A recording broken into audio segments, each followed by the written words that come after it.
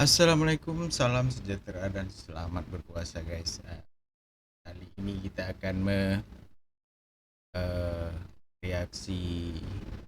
Ini adalah salah satu tokoh ya di Malaysia ya.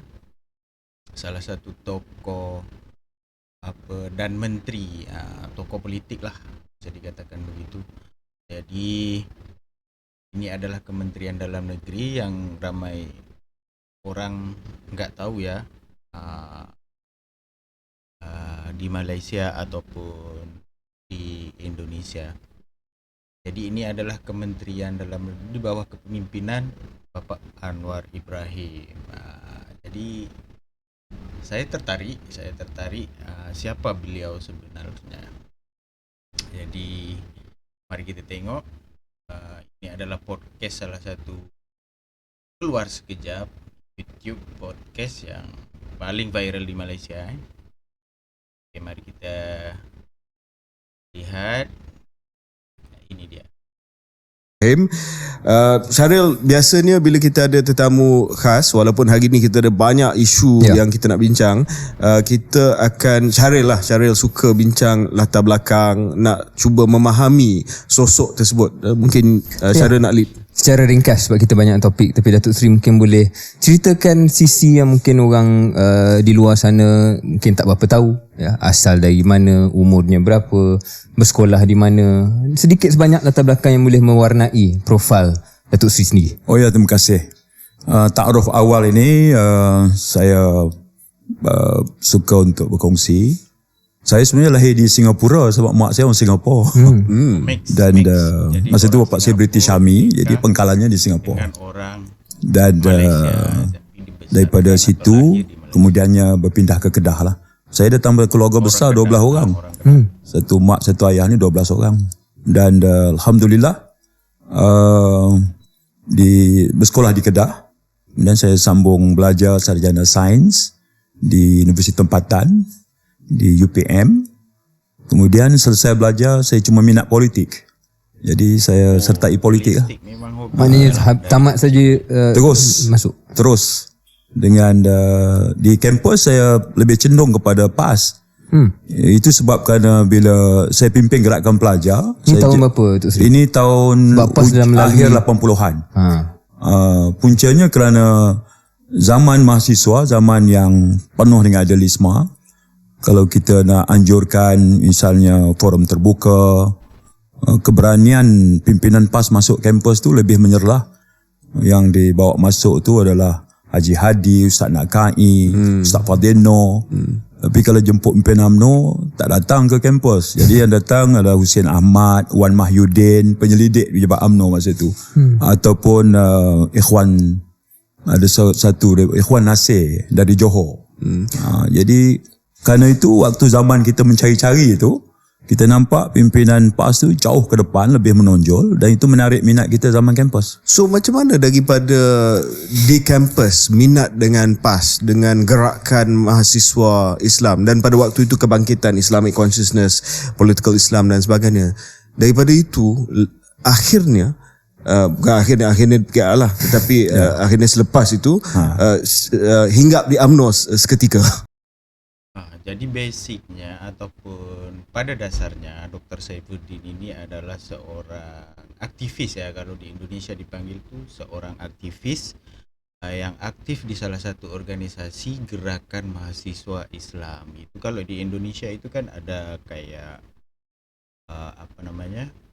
himpunan mahasiswa Islam, pergerakan mahasiswa Islam Indonesia banyak lah. Jadi berawal dari sana. Kenapa dia terjun ke dunia politik? Ya itu adalah pilihan gitu ya. Jadi melalui sebuah organisasi gerakan di waktu dia menjadi mahasiswa. Bila kita dalam proses mencari-cari, kita ni membaca, misalnya dalam perlembagaan PAS dia sebut dia nak tegakkan Islam dengan bersandarkan kepada Quran, hadis, ijma' ulama', qiyas. Dalam perlembagaan UMNO pun dia sebut juga. Masa tu dah saya ingat dalam perkara 3. disebut tujuan UMNO ditubuhkan untuk menegak, mengembang dan mempertahankan Islam. Jadi saya tengok ada persamaannya waktu itu kan. Cuma satu adalah pada kedudukan mempunyai kuasa, dan juga satu lagi adalah pada sosok pembangkang. Jadi pada ketika itulah sebenarnya ada cerita dia lah. Saya sepatutnya sambung belajar kerana saya dah dapat tawaran masa itu di Cornell University untuk buat sarjana. Tempat dah pun dapat, tapi zaman tu zaman ekonomi meleset. Jadi susah nak dapat tajaan. Jadi saya pergi satu pejabat. Saya berakhir di Pusat Bandar Damansara, pejabat Kementerian Belia dan Sukan.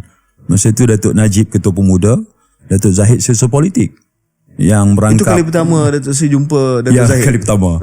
Dan sebagai Sesor Politik, sementara tunggu masa untuk masuk jumpa Datuk Najib, Menteri Belia, dia tengok resume saya, dia tahu apa tujuan nak jumpa. Saya kata, saya dapat belajar, sambung belajar, saya nak cari tajaan. Dia tengok resume. Dia kata, saya ingat you tak payah jadi ahli akademik lah. You join politik. Saya kata, nak buat apa? You jadi pegawai lah. So, Kali pertama jumpa terus? Itu kali pertama terus. The next day tu, saya lapor diri sebagai pegawai khas dia. Dan dia letakkan saya juga sebagai pengurus di Yayasan Gerak Bakti Pemuda UMNO Malaysia. Waktu itu Yayasan Gerak Bakti diasas oleh Datuk Seri Anwar. So whoever become a Ketua Pemuda UMNO, saya pun dulu by virtue automatically is a chairman of yayasan. So dia letak saya sebagai pengurus di situ. Dengan saya ingat gaji saya masa itu 1,800. So itu permulaan dan saya tak paling ke belakang lagi lah lepas tu. Lepas tu jadi setiausaha politik kepada Datuk Seri Syed Hamid. Selepas itu saya jadi setiausaha politik Datuk Syed Hamid. Menteri Belia, Menteri Undang-Undang.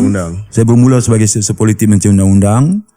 Waktu itu pejabat di Wisma Cycle Carriage, depan Dewan Bandaraya, the first intelligent building in Kuala Lumpur. Dah pakai smart card apa semua tu.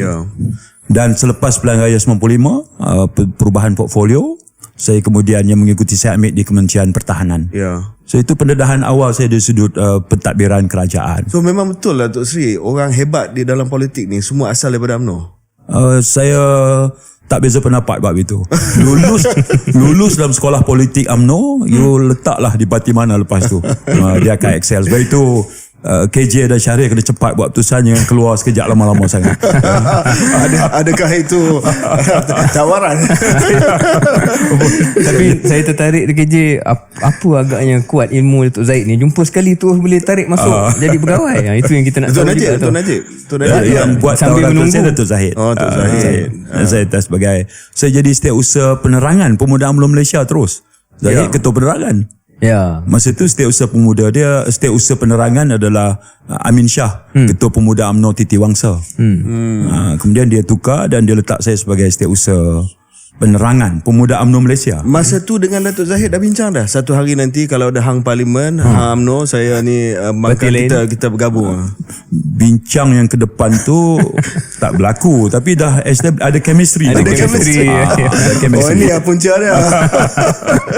Okey Datuk Seri, selepas Datuk Seri dipecat pada tahun 1998, of course kita tahulah pembentuk isu konflik antara Tun Dr. Mahathir dan Datuk Seri Anwar. Datuk Seri ke wilderness kejap, dan kalau tak silap saya ada sebelum ke PKR melalui PAS juga. Ya, zaman waktu yang keadaan tak menentu itu ya. Tentunya waktu itu saya secara peribadi pun rapat dengan sebahagian besar pemimpin PAS, terutamanya almarhum Ustaz Fadino, almarhum Ustaz Yahya Osman, kemudian Ustaz Nakai Ahmad yang merupakan nakib saya. Jadi dalam keadaan di mana kita terbuang, secara natural kita akan mendekati tokoh-tokoh ini. Jadi yang penting waktu itu adalah platform yang mereka sua. Okay guys, itu saja mungkin ya profil Dr. Saifuddin di Kementerian Dalam Negeri. Jadi untuk ini videonya panjang sekali ya guys ya. Jadi kalau mau lihat videonya yang full, dia hampir 1 jam ya. Namanya juga podcast kan. sama juga kayak Indonesia juga, kalau buat podcast itu kan sampai 1 jam ataupun 2 jam itu pun bisa juga ya. Tapi ini panjang banget, jadi kita bisa melihat di YouTube-nya KS Keluar Sekejap, Khairi Jamaluddin dengan Syarif. Okay. Terima kasih sudah menonton walaupun sekejap. Jangan lupa support video ini, YouTube ni. Kita akan buat reaction yang lain juga. Okay, terima kasih. Assalamualaikum warahmatullahi wabarakatuh.